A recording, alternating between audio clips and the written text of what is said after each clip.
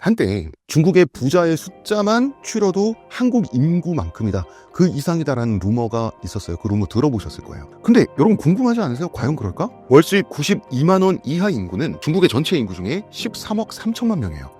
95%입니다. 이 통계가 나왔을 때는 지금보다 경제 상황이 훨씬 좋았던 2020년 통계로 계산한 거예요. 지금은 아예 통계를 발표를 안 하고 있어요, 중국이. 그러면 이게 무슨 얘기입니까? 한국인 전체보다 많은 중국 부자 같은 거는 세상에 존재하지 않아요.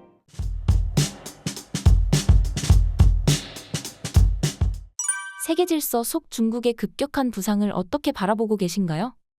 사실 중국의 부상은 IMF 이후에 한국을 선진국으로 만들어 주는데 굉장히 큰 역할을 했죠. 한국과 중국이 우리가 사이가 좋을 때는 서로가 서로를 필요로 했어요. 우리 중국에 물건 팔아서 선진국 된 거 맞고요.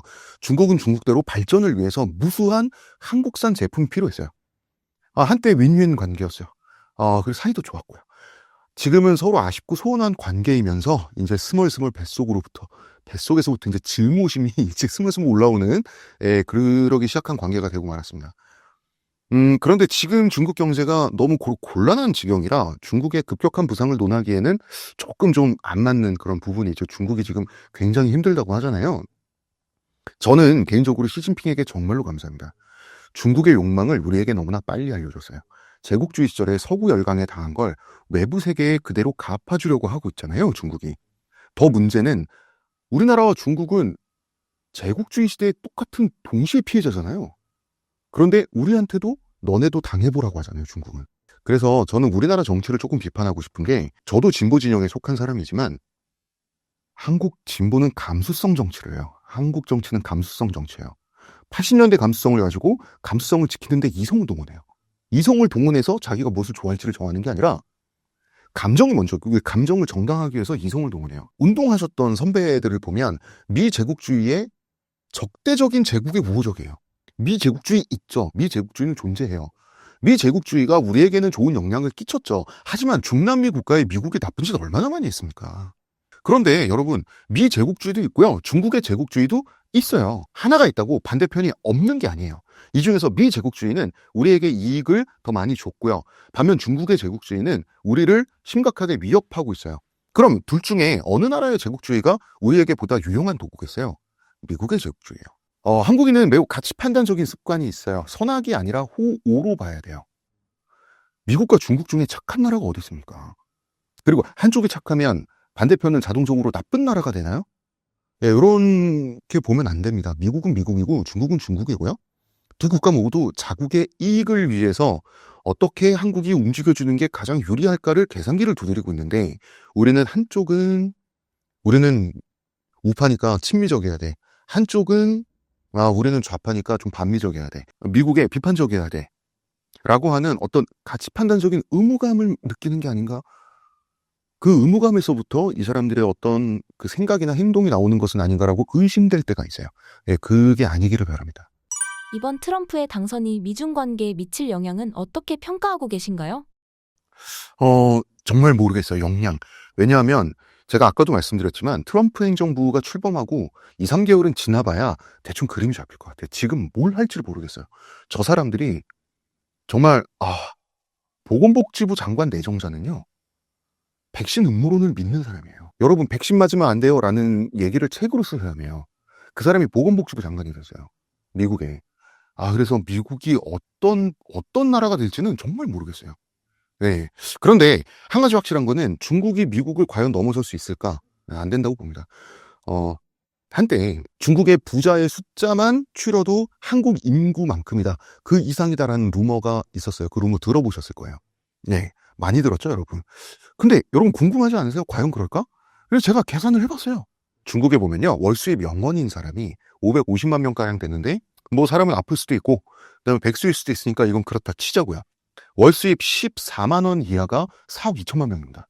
그리고 14만 원에서 36만 원 사이는 5억 4천만 명이에요. 참고로 5억 6천만 명 가까이의 농민이 있는데, 농민의 평균 월 수입은 28만 원입니다. 36만 원에서 55만 원 사이는 2억 명이 조금 넘어요. 55만 원에서 92만 원 사이는 1억 5천만 명 이상이에요. 월 수입 92만 원 이하 인구는 중국의 전체 인구 중에 13억 3천만 명이에요. 95%입니다. 이제부터 점점 숫자가 줍니다. 월수입 92만 원에서 180만 원 사이는 6,300만 명이에요. 180만 원에서 360만 원 사이는 780만 명에서 790만 명 사이로 집계가 됐어요. 그러면 월 수입이 360만 원 이상인 중국인은 몇 명일까요? 70만 명이라는 계산이 나옵니다. 이는 심지어 중국 당국이 유리하게 만진 통계로 계산을 한 거예요. 중국은 통계를 만져요, 유리하게. 그리고 이 통계가 나왔을 때는 지금보다 경제 상황이 훨씬 좋았던 2020년 통계로 계산한 거예요. 지금은 아예 통계를 발표를 안 하고 있어요, 중국이. 민심이 막 흐트러질까 봐. 그러니까 현실은 이거보다 나쁘다는 거죠. 그러면 이게 무슨 얘기입니까? 한국인 전체보다 많은 중국 부자 같은 거는 세상에 존재하지 않아요. 그랬으면 중국이 G1이죠. 미국은 진작에 제꼈어야죠. 중국은 물론 인과 물량으로 주변을 압도하는 나라지만 중진국 함정에 현재 빠져서 고속성장의 대가를 치르고 있는 중인 나라인 것도 맞죠. 한국의 정치인 아저씨들, 그 다음에 기업인 아저씨들이 중국에 가서 압도당하고 오는 그 경험은 전 이해합니다. 저도 경험을 해봤기 때문에.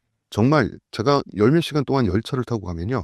끝없는 평야, 끝없는 농지, 끝없는 옥수수밭, 그리고 공장지대 한번 들어가면 그야말로 끝없는 공장지대를 볼 수가 있어요.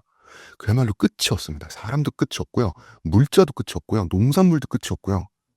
공업도 끝이 없어요. 그거 보고 와서 중국의 미래를 과대평가, 과대해석하는 거 전 이해할 수 있어요.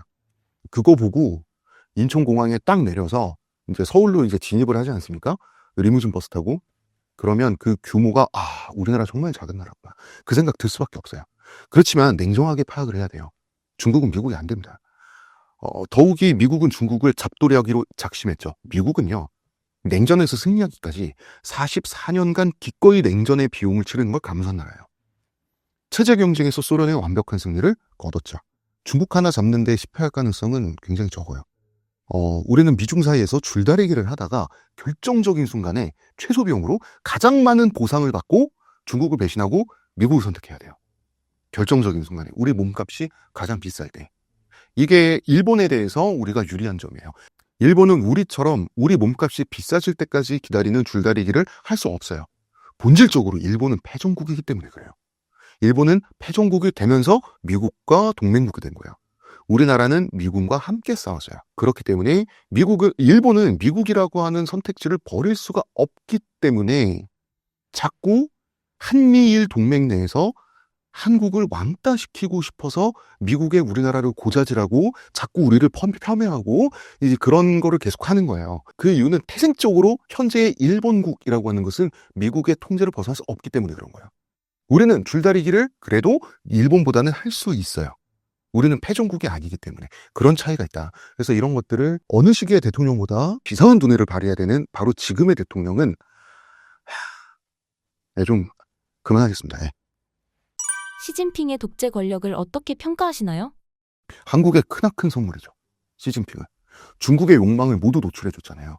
시진핑 정권 때 중국의 그 제국주의적인 욕망이 생긴 게 아니에요. 원래 있었는데 시진핑이 빨리 노출해줬어요.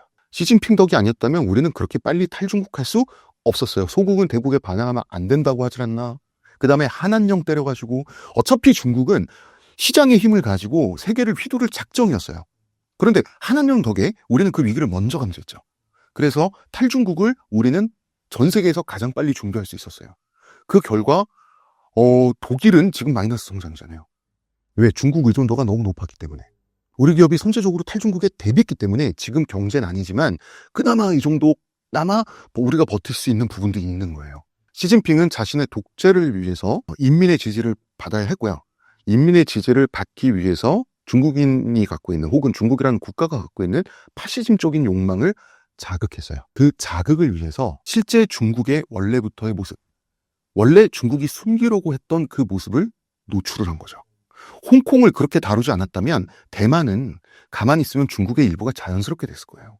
우리에게 소국이 대국에게 반항해서 안 된다라는 망언을 하지 않았다면 우리는 중국의 욕망을 몰랐을 거고 그 다음에 한한령 없이는 우리는 탈중국을 준비할 수 없었겠죠. 그랬다면 우리는 지금 혹은 언젠가 중국이 화 한 번 내면 무릎 꿇고 빌어야 될 수 있는 그런 위치가 될 가능성이 굉장히 높았어요. 자기 독재를 위해서 중국의 미래를 팔았어요. 시진핑은. 그래서 미국은 중국을 반드시 몰락시키겠다고 결심하게 만든 게 시진핑이죠. 등소평이 죽기 전에 말했습니다. 100년 동안 도광양해하라. 100년이라 그랬어요. 그러면 중국은 세계를 집어삼킬 것이다. 도광양해. 힘을 숨기고 굽실거려라. 미국에게 개기지 마라. 100년만 참으면 세계는 중국의 것이 될 것이다. 라고 했었는데 시진핑이 그 유훈을 어긴 거예요. 본인을 위해서. 시진핑 아니었으면 20년, 30년 후에 한국 그냥 중국화되는 길밖에 남아있지 않았다라고 볼 수도 있을 것 같아요, 저는. 네, 그 시진핑은 한국의 큰 선물이다. 네. 다행입니다. 큰 다행입니다. 정말 하나님이 보호하사라는 애국가 가사가 있는데 정말 이 나라 이 민족을 살려주시려고 시진핑을 내려보내주셨어요. 정말입니다. 중국이 다른 세계 질서를 만들려고 하는 시도에 대해서 어떻게 보시나요? 힘들 겁니다. 네. 그러니까 중국에 호응해주는 나라들 중에 그거는 지금 중국과 악수를 한번 하는 것이 국익에 도움이 되니까 지금 이 모멘텀에서는 중국 편을 든다라고 하는 것이지 세상에 중국의 영향력 아래 들어가고 싶은 나라는 하나도 없어요. 그 욕망은 제가 말했잖아요. 시진핑이 다 노출했다고. 중국몽인이 1대1론이 하면서 아프리카에 엄청난 투자를 했어요. 아프리카에 엄청난 투자를 중국이 하면서 왜 그런지 모르겠어요. 아프리카를 식민지 취급하고 아프리카 흑인들을 열등인종 취급하고 정말 그런 걸 하고 싶었나 봐요. 서양 제국주의가 100년 전에 200년 전에 했던 거 정말 하고 싶었나 봐요. 그동안. 그걸 참지 못하고 하니까 중국의 욕망을 세계가 다 알아버렸다니까요. 제가 다시 말하잖아요. 등소평에 100년 동안의 도광양해. 그 약속을 시진핑이 어겼잖아요. 자기 자신, 자기 하나만 위해서.